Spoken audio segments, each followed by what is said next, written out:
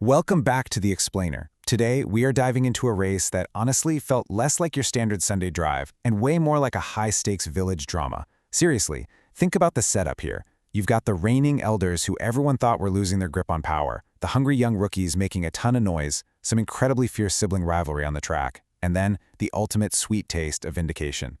We're breaking down the 2026 Barcelona-Catalunya Grand Prix. This was the day the old lion stepped back onto the asphalt, boldly reclaimed his territory, and locked in a truly legendary maiden Grand Prix victory for Ferrari. It's a masterclass in strategy, patience, and just absolute pure talent. Let's get right into it.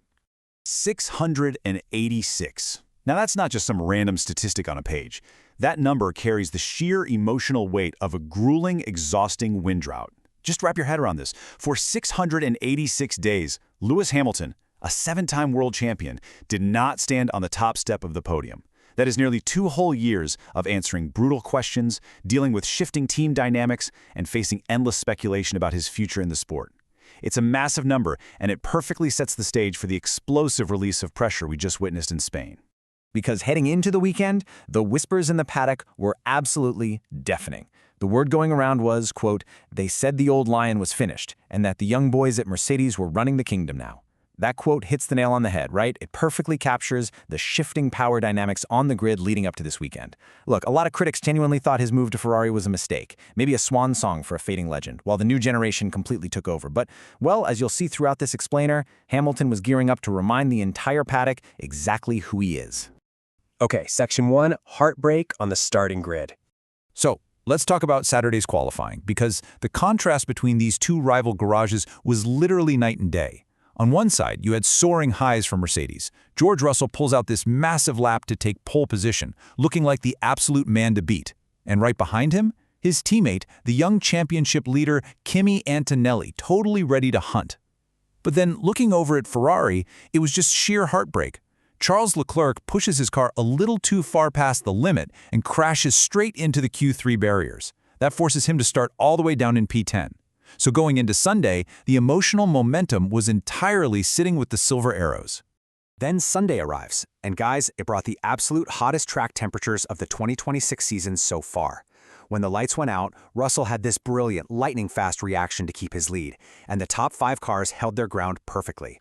For those first few laps, it was basically a high-stakes game of chess, just played at 300 kilometers per hour. The gaps were tight, the tires were literally melting into the track, and honestly, it really looked like a Mercedes runaway train was forming right before our eyes. Which brings us to Section 2, Ferrari's tactical masterstroke. Let's dive right into this tactical warfare.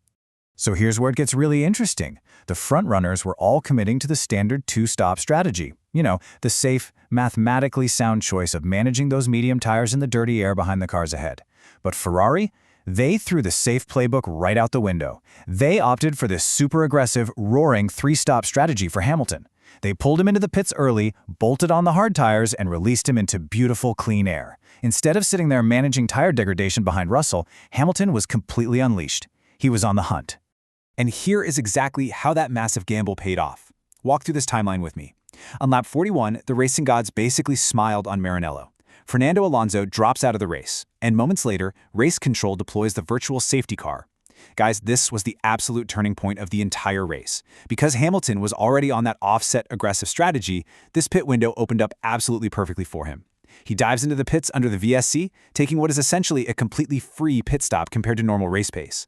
When he re-enters the track with 24 laps remaining, boom, he is ahead of George Russell. The trap was sprung, and the execution was completely flawless. All right, moving to Section 3, the fall of the youth.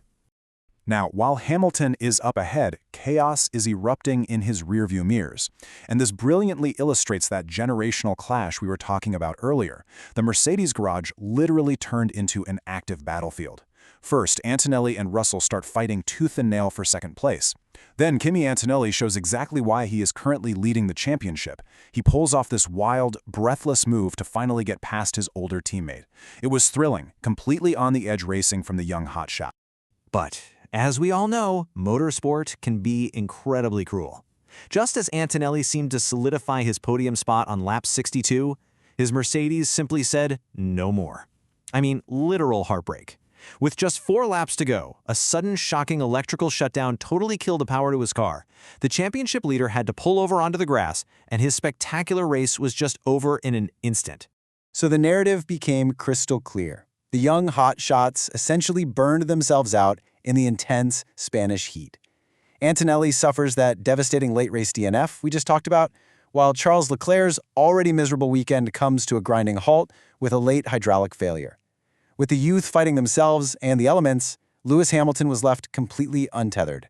He cruised home to his 106th career victory with a staggering 19-second lead. Just let that sink in for a second.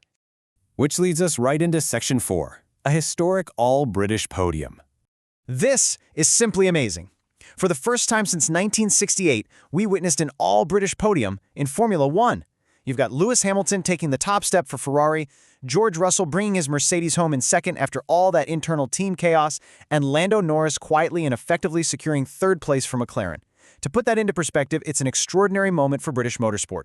We're talking about 3 entirely different teams, showcasing multiple generations of driving talent, all sharing those exact same steps. Truly a moment for the history books. Now, while the main story is undeniably about that historic podium, the rest of the grid really capitalized on the chaos to shake up the final standings. Max Verstappen brilliantly navigated the drama to bring his Red Bull home in a solid P4. His teammate Isaac Hadjar salvaged an impressive P6, ensuring Red Bull walked away with some really strong points. And we absolutely have to shout out Pierre Gasly, who delivered a phenomenal drive to secure P7 for Alpine. In a race marked by such high attrition and extreme heat, these drivers kept their heads down and kept their cars on the track. So, what does this all mean for the rest of the season? That brings us to the ultimate question as we wrap up today's explainer. The 686-day drought is officially over. The tactical brilliance of Maranello has been proven out on the track. The old lion has absolutely roared. So, I want to hear from you. Is Lewis Hamilton officially back in the 2026 title fight? And with his newfound strategic edge, can Ferrari actually catch Mercedes in the constructors' standings? Dive into the comments and let me know your thoughts down below. Thanks so much for joining me on The Explainer today, and I'll catch you for the next breakdown.